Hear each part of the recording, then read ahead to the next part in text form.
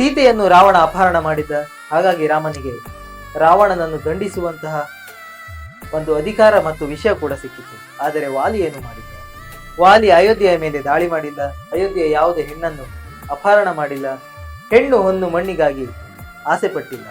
ಹಾಗಿದ್ದರೂ ರಾಮ ಮರೆಯಲ್ಲಿ ನಿಂತು ವಾಲಿಯನ್ನು ಕೊಂದಿದ್ದಾದರೂ ಯಾಕೆ? ರಾಮನಿಗೆ ಸಿಕ್ಕ ಅಧಿಕಾರ ಏನು? ಇಕ್ಷ್ವಾಕು ವಂಶಸ್ಥರಿಗೆ ಭುವಿಯಲ್ಲಿರುವ ಪ್ರಾಣಿ ಪಕ್ಷಿ ಮನುಷ್ಯರನ್ನು ರಕ್ಷಿಸುವ ಮತ್ತು ನಿಗ್ರಹಿಸುವ ಅಧಿಕಾರವಿದೆ. ಮೃಗ ಪ್ರಾಣಿ ಪಕ್ಷಿ ಮನುಷ್ಯರನ್ನು ಸಮಾನವಾಗಿ ನೋಡುವ, ನ್ಯಾಯ ತೀರ್ಮಾನ ಮಾಡುವ ಅಧಿಕಾರ ಕೂಡ ಇದೆ.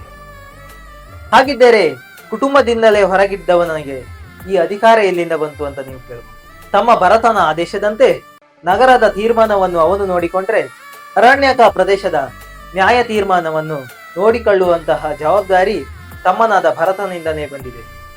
ದಾನವರ ಶಿರ ಕಡಿದು ಭುವಿಯ ಭಾರವನ್ನು ಇಳಿಸುವುದು ಇಕ್ಷ್ವಾಕು ವಂಶಸ್ಥರ ಒಂದು ನೀತಿಯಾಗಿದೆ. ಸುಗ್ರೀವನ ಮೇಲೆ ದಾನವತ್ವವನ್ನು ತೋರಿದಂತಹ ವಾಲಿಯನ್ನು ವಧಿಸುವಂತಹ ಅಧಿಕಾರ ತನ್ನ ವಂಶಗುಣವಾಗಿ ಬಂದಿದೆ.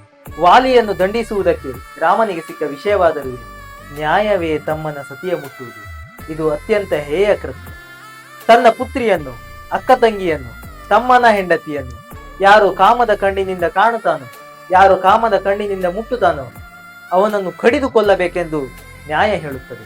ಈ ವಿಷಯದಲ್ಲಿ ಅವನನ್ನು ಚರ್ಚಿಸದೆ ಅವನನ್ನು ಕಡಿದು ಕೊಲ್ಲಬೇಕೆಂಬುದು ನ್ಯಾಯ ಹೇಳುತ್ತದೆ. ತಮ್ಮ ಎಂದು ತಿಳಿದು ಆತನಿಗೆ ತಂದೆಯ ಸ್ಥಾನದಲ್ಲಿ ನಿಂತು ಅಥವಾ ಅಣ್ಣನ ಸ್ಥಾನದಲ್ಲಿ ನಿಂತು ಮದುವೆ ಮಾಡಿಸಿ ನಂತರ ಅವನ ಪತ್ನಿಯನ್ನೇ ಕಾಮನ ದೃಷ್ಟಿಯಿಂದ ಕಾಣ್ತಾನೆ ಅಂತಾದ್ರೆ ಅಂತಹ ಕೃತ್ಯ ಮಾಡಿದವನನ್ನ ಕಡಿದು ಕೊಲ್ಲಬೇಕಾಗುವುದು ನ್ಯಾಯಸಮ್ಮತವಾಗಿದೆ. ತಂದೆಯ ಸ್ಥಾನದಲ್ಲಿರುವಂತಹ ಅಣ್ಣ ತಪ್ಪಿ ನಡೆದರೆ ತಂದೆಯೇ ಮಗನಿಗೆ ತಪ್ಪಿ ನಡೆದಂತೆ ಅಲ್ಲದೆ, ಮಗಳ ಸ್ಥಾನದಲ್ಲಿರುವಂತಹ ಸೊಸೆಯನ್ನು ಅಣ್ಣನೋ ಅಥವಾ ತಂದೆಯೋ ತಪ್ಪಿ ನಡಿತಾನೆ ಅಂತಾದರೆ ಅದು ಲೋಕದ ಸಂಸ್ಕಾರದ ಅಧಪತನ ಅನ್ನೋದನ್ನು ನಾವು ಖಚಿತಪಡಿಸಿಕೊಳ್ಳಬಹುದು. ಇಂತಹ ಹೇಯ ಕೃತ್ಯ ಮಾಡಿದವನಿಗೆ ಮರಣದಂಡನೆಯನ್ನು ಅನಿವಾರ್ಯವಾಗಿ ವಿಧಿಸಬೇಕಾಗುತ್ತದೆ.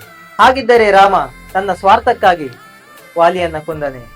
ಹಿಂಗಡೆಯಲ್ಲಿ ನಿಂತು ಅಥವಾ ಬೆನ್ನ ಹಿಂದೆ ನಿಂತು ಅಥವಾ ಮರೆಯಲ್ಲಿ ನಿಂತು ರಾಮ ವಾಲಿಯನ್ನು ಕೊಂದಿದ್ದ ಯಾಕೆ? ವಾಲಿಗೆ ಬದುಕಬೇಕೆನ್ನುವ ಆಸೆ ಹುಟ್ಟಿದ್ದರೆ ರಾಮನಿಗೆ ವಾಲಿಯನ್ನು ಬದುಕಿಸುವ ಶಕ್ತಿ ಇತ್ತೆ. ಇದನ್ನು ನೋಡೋಣ ಮುಂದಿನ ಸಂಚಿಕೆಯಲ್ಲಿ. ಅಲ್ಲಿಯವರೆಗೆ ನನ್ನ ಅಕೌಂಟ್ನ ಫಾಲೋ ಮಾಡ್ಕೊಂಡಿದ್ದೀನಿ.